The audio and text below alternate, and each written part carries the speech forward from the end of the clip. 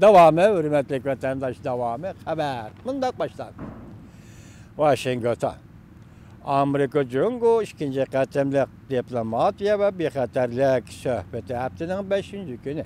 Yani 11. ayının 9. günü Washington'da çağırıldı. Yığından keyin ötküzülgen muhbirlarni kutib olish yig'inida ikki taraf vakillari bu qatimqi suhbatning samimiy, qurilish xarakterlik natijalarga boy suhbat bo'lganligini bildirishdi. Amerika Qo'shma Shtatlarining davlat ishlar kotibi Mike Pompeo bunday ko'rsatdi. Amerika sovuq munosabatlar urushi siyosatiga izlanmaydi. Cumhuriyeti cheklash siyosatiga izlanmaydi. Cumhuriyet siyosiy byuroning a'zosi tashqi ishlarga mas'ul Yang Jiechi bunday ko'rsatdi. Xiras e'lon qilib, Cumhuriyetning kimning o'rniga o'tish g'arizi yo'q. Davlat ishlar kotibi Mike Pompeo Amerika sovuq munosabatlar urushi siyosatiga va Cumhuriyetni cheklashga izlanmaydi deb ko'rsatdi. Haftanın 5. günü yani 11. ayının 9. günü Amerika Qo'shma Shtatlarining davlat ishlar kotibi Mike Pompeo ve Davlat Mudofaa ministri Jim Mattislar ziyoratga kelgan Cumhuriyet siyosiy byuroning a'zosi, Markaziy tashqi ishlar xizmat komitetining ishxonasining mudiri Yang Jiechi, Davlat mahkamasining a'zosi ve Davlat Mudofaa ministri Wei Penghe bilan ko'rishdi. Davlat ishlar kotibi Mike Pompeo ta'kidlab bunday ko'rsatdi. Amerika Cumhuriyeti bilan sovuq munosabatlar urushi olib berishni xohlamaydi. O bunday ko'rsatdi. Men bunday deyman. Bu qatimqi suhbat intayin unumli suhbat bo'ldi.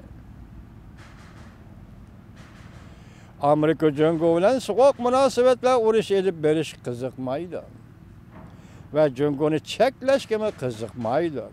Biz faqat Cumhuriyetning mas'uliyatchan ve adil harakat qo'llanib, ikki davlatning gullanishi, bexatarligini, qo'llashini kapolatga qilamiz. Bu abzaslar diplomatik iboralar ekan vatandosh.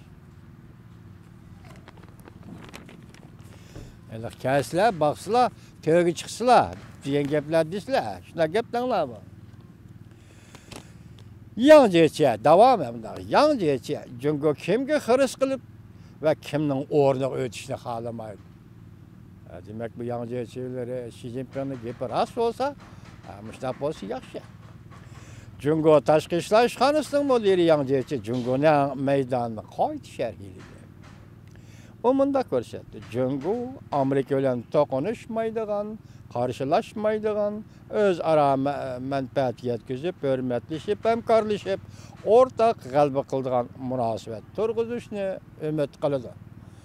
Bu shu so'zlarni 5-6 navbatlik Amerika Qo'shma Shtatlari hukumatining oldi takrorlab keldi. Xitoy hozirgi takrorlayapti. Cumhuriyet taraf ta'kidlaydiki, Cumhuriyet sotsializmni ta'virlanmaydi. Bizning barliq ishtirimiz Cumhuriyet xalqiga baxtiyordir ve Cumhuriyet milletining gullanishi uchundir. Kimga xiris qilib, kimning o'rniga o'tish uchun emas. Amerika Cumhuriyeti o'rtasi Janubiy dengiz, Tayvan masalasi ve Xinjiangda, yani mustamlik Uyg'uristonda Uyg'urlarning kishilik huquqi masalasi ixtiloflar intayin zo'r. Demek Janubiy dengiz, Tayvan meselesi, yani Xinjiang, Uyg'uriston meselesi, bir Amerika Qo'shma Shtatlari bilan Cumhuriyet Xalq Cumhuriyeti o'rtasida ixtilof paydo qilayotgan, intayin zo'r ixtilof paydo qilayotgan masala. Davlat ishlar kotibi Mike Pompeo ve Yang Jiechilarning tanishtirishiga asoslanganda bu qatimqi bexatarlik ve diplomatiya suhbatida ikki taraf mazmuni keng ve keng doiralik muhokama olib bordi.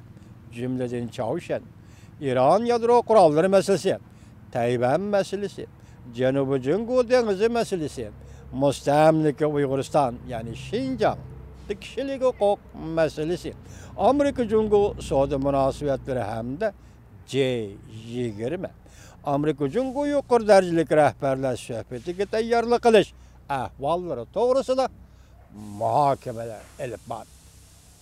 Mike Pompeo mundaq ko'rsatdi davlat ishlar kotibi. Amerika bilan Jungo hamkorlashish kerak. Amerika Jungoning Chavshan yadro qurollari masalasida hamkorlashishi izlanadi. İran yadro qurollari masalasida Amerika Jungo bilan hamkorlashishni umid qiladi.